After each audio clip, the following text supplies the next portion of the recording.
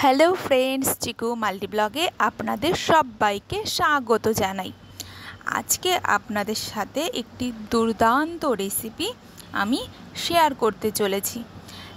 সেটি হলো ভেন্ডির চচ্চড়ি, বা অনেকেই বলে থাকেন সর্ষে বাটা দিয়ে ভেন্ডির রেসিপি।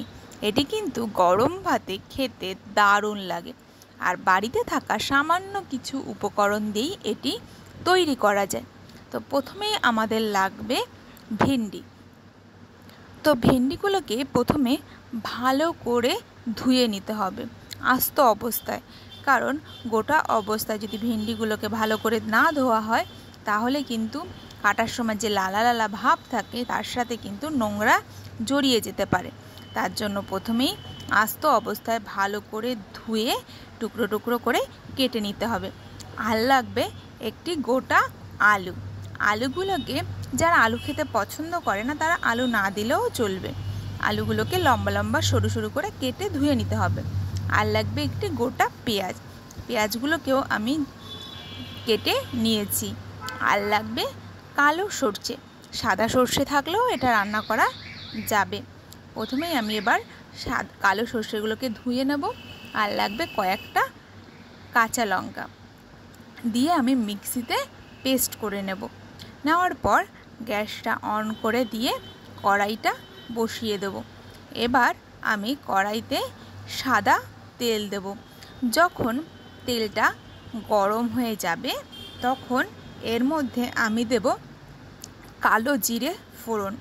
কালো জিরের যখন একটা হালকা সুন্দর একটা স্মেল আসবে তখন পেঁয়াজ কুচিগুলো দিয়ে দিতে হবে, সাথে আলু কুচি দিয়ে ভালো করে নেড়ে নিতে হবে। লাল লাল যখন ভাজা হয়ে যাবে তখন এর মধ্যে দিয়ে দিতে হবে কেটে রাখা ভেন্ডিগুলোকে। অনেকে কিন্তু ভেন্ডিকে ঢ্যাঁড়স বলে চেনে।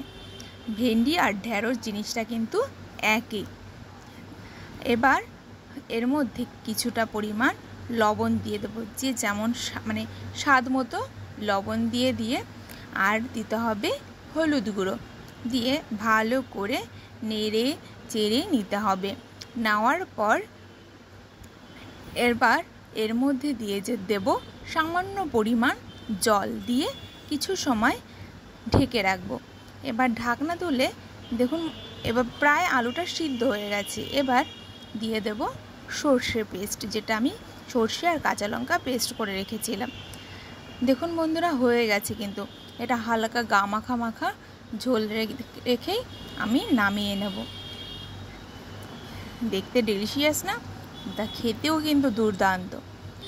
কে এই রেসিপিটি আগে বাড়িতে তৈরি করেছেন অবশ্যই কমেন্টে জানাবেন। খেতে কিন্তু খুব ভালো লাগে। গরম ভাতে পরিবেশন করে দেখবেন, কিংবা রুটি দিয়েও খেতে ভালো লাগে। যদি ভালো লেগে থাকে একটি লাইক, কমেন্ট আর শেয়ার করে দেবেন।